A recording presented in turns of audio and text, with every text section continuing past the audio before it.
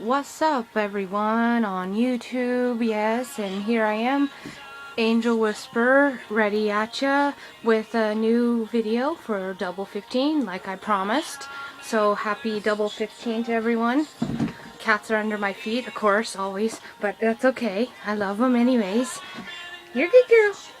Anyways, I wanted to talk about big changes because I pre-mentioned it on my Friday the 13th video a couple days ago. And if you didn't see that, go and check it out, please. Go like, comment, or whatever, and let me know what you think of my videos. So, here to talk about on 15 is big changes and identity changes. Something I've actually noticed for a long time, but I know it has to do with my transition. I know that it has to do with me being in the wrong body, and so being a female, I was very expressive. I went through all kinds of changes, all kinds of different styles. Tomboy worked the most for me, and I felt most comfortable, I remember. But that, of course, goes without saying, because if I was masculine, I felt like myself. And then so I tried the girly pink thing for a little while, but that's because I was influenced by a good friend who I don't regret doing it with, because femininity, if it's to be embraced, it's all good. It's just it's not good for most guys. Guys aren't supposed to do it. But point is that I did that, and then I did of course I role model Buffy, as I've mentioned before, and I even did the blonde hair thing, and then I tried to dress like her, but her dressing, like, I did it sporty, so that was still kinda tomboy. So I always dressed really sporty, and a lot of the pants, like the cool pants that she used to wear, and the big shirts for fighting and everything, and kicking ass. And then I went through all these changes, and then I didn't want to go by my name anymore, especially after in the middle of high school. I think it was about 16. I remember Unipeg was one of my main usernames. In fact, still to this day, it's my fanfiction username, and I just found out that actually my fanfics are still up on fanfiction.net. I'm like, whoa, history 10 years ago, my Buffy fanfics. But anyways, and then also a little bit of good news for my recent losses.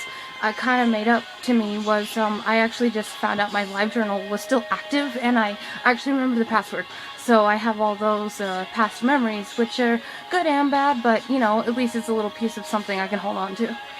And the song I'm listening to is Hurricane by 30 Seconds to Mars, one of my very favorites right now, and actually something I've been relating to a lot in the last week. And so, like I said, big changes, all these identities. And then there was this name I went by. It was called Dyla Ashern. I know some of you would remember that, especially my family members and closest friends have known me for like the last 10 years. And that was the name that I went by for a while. Oh, the song's ending.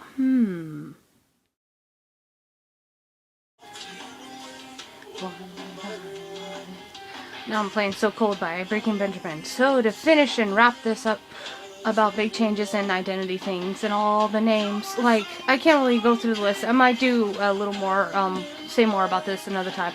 But then I also went through a couple identity things with Facebook, and Facebook screwed me over because they don't like your name to be changed unless it's really your identity.